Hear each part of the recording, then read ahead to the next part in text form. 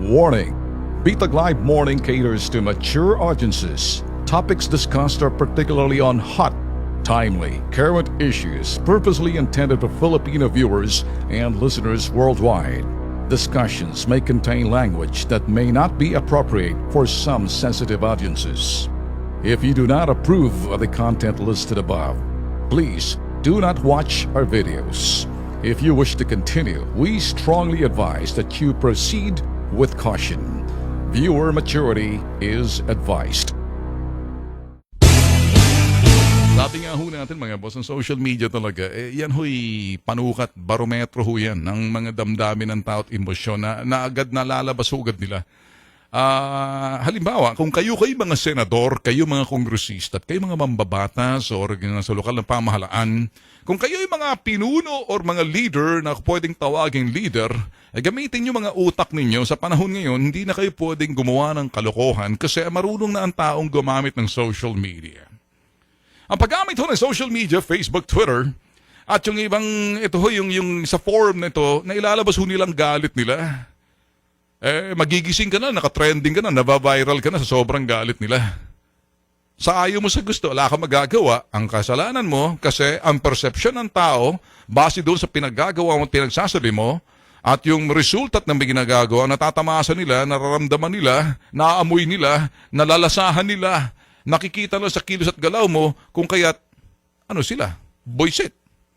So ngayon, para sa akin, mga boss, kung kayo'y mga leader sa inyong mga lugar, isipin nyo na maigi na marunong magalit ang taong bayan sa mga bagay na kapag nakita nila, ito ho'y medyo nararamdaman nila na salungat.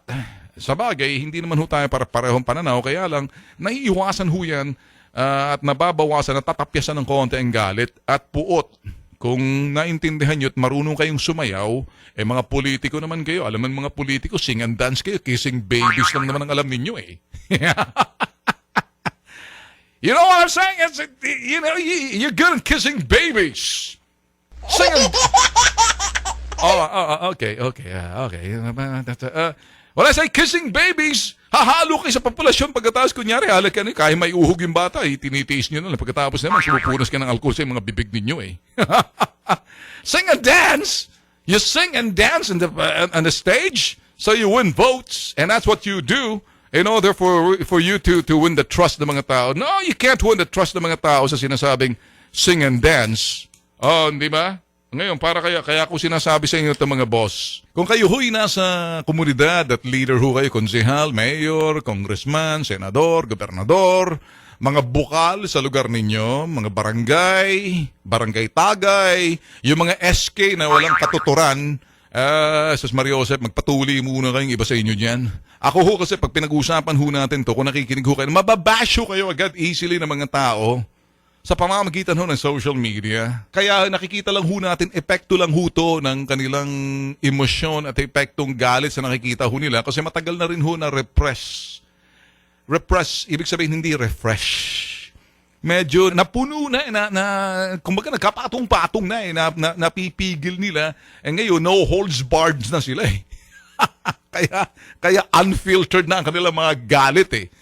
Unfiltered na ang kanilang mga pinagsasabi. Ako naman, dahil nasa new media tayo, hindi ho madali para sa akin basahin ho at i-filter yung kanilang mga sinasabi. Mabuti, hindi ko nababasahin kasi may halong mura, may halong mga katawagan ako minsan, kung kumakain ka sa umaga, tapos narinig mo yung salitang ganun, na yung parang sugat na nabubulok. Ang tawag mo roon, di ba? Dagdag. Okay, ganun. Ganun takin tatawagin yung sila ila diliman ng bako. Kak. Alright, easy. So ngayon, yan ho, pag ang mga tao nagalit ho kasi, it's also nice na mga tao marunong magalit at nasusuklam ho sila. Hindi lang dapat kayo magalit, bagkus marunong kayong kumilos at marunong kayong pakita sa mga hinalal ninyo at mga leader ninyo na kung talagang ang kapal moks, ang sobra talaga ng kawalang hiya, na talagang hindi tinatabla ng hiya kahit na, kumbaga, ewan kung saan kumukuha ng tibay, sigmura at laman loob. na napapatuloy ho ang kanilang kawalanghiyaan, kung hindi man, wala lang masabi, kontra ng kontra, bumubula ang bibig, ang tama-tama ng mukha, tapos lumalapad na sa camera, talsik ang laway, sige lang daldal. Get it? Tapos na tumutulo na natutunan ng kolesterol sa inyong mga noo, nagtumatagaktak na, sus Mariosep. Kaya ho, kung titingnan nyo ng I'm not a basher. Because that's not my business. And when I talk, no holds barred. What I'm saying is that sa akin ho kasi, gets ko ho yung mga damdamin ng tao at nakikita ho sa kanila. Kuminsan ng iba, makikita natin na kuminsan pasaway lang. Ay, iba ho yun eh.